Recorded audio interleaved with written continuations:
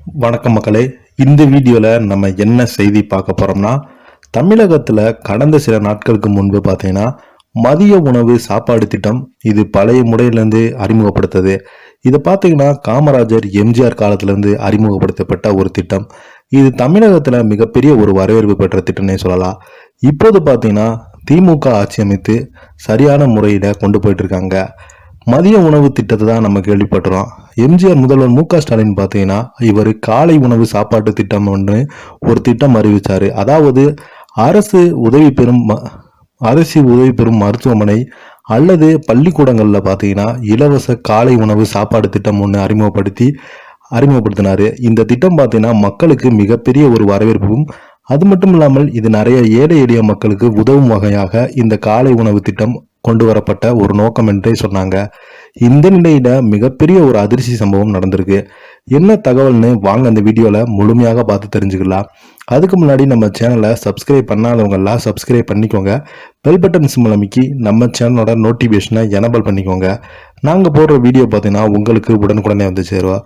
அதிர்ச்சி. பள்ளியில் காலை உணவு சாப்பிட்டு பார்த்தீங்கன்னா மாணவர்கள் 23 பேர் மருத்துவமனையில அனுமதி. ஒரு மாணவர் பலியான செய்தி ஒட்டுமொத்த தமிழகத்தையும் உலுக்கியுள்ளது. புளியோதரை சாப்பிட்டு பள்ளி மாணவர் ஒருவர் உயிரிழந்த சம்பவம் பெரும் அதிர்ச்சியை ஏற்படுத்தியுள்ளது. தெலுங்கானா மாநிலம் யாதாத்ரி மாவட்டத்தில் உள்ள புவனகிரி சமூக நல குடியிருப்பு பள்ளியில் விஷம் கலந்த உணவை உட்கொண்ட மாணவர் ஒருவர் பரிதாபமாக உயிரிழந்திருக்கிறார். இவருடைய மரணம் பார்த்தீங்கன்னா அந்த பகுதியிலையும் அந்த பள்ளியிலையும் பார்த்தீங்கன்னா மிகப்பெரிய ஒரு அதிர்வலையும் மிகப்பெரிய ஒரு பரபரப்பையும் ஏற்படுத்துகிறது. இந்த சம்பவம் இது தேர்தலுக்கு முன்பு இந்த சம்பவம் நடந்ததால் அங்க மிகப்பெரிய ஒரு பதட்டம் ஏற்பட்டதால் இந்த நிலையில அங்கு என்ன நடக்கிறது, என்ன எதற்காக அந்த மாதிரி உணவை சாப்பிட்டாருன்னு வாங்க இந்த வீடியோல முழுமையாக பார்த்துலாம்.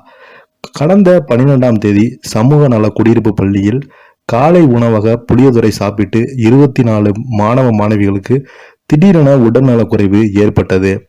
புவனகிரி பகுதி மருத்துவமனையில உடனடியாக மாணவர்கள் சிகிச்சைக்காக அனுமதிக்கப்பட்டாங்க.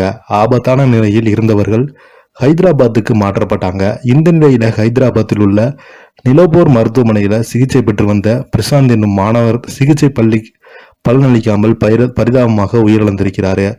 உயிரிழந்த மாணவர் போச்சமல்லி மண்டலத்தின் சிப்லாக் பள்ளி கிராமத்தைச் சேர்ந்தவரும் இறந்தவரின் தந்தை அளித்த புகாரின் பேரில் புவனகிரி சமூக நல குடியிருப்பு பள்ளியின் முதல்வர் மீது ஐபிசி பிரிவு 153A 295 ஆகியவற்றின் கீழ் போலீசார் வழக்கு செய்து அந்த பள்ளிக்கூடத்தை பார்த்தீங்கன்னா விசாரிச்சுட்டு வராங்க. இந்த சம்பவம் பார்த்தீங்கன்னா அந்த பகுதியில் மிகப்பெரிய ஒரு அதிர்வலை ஏற்படுத்திருக்கிறது.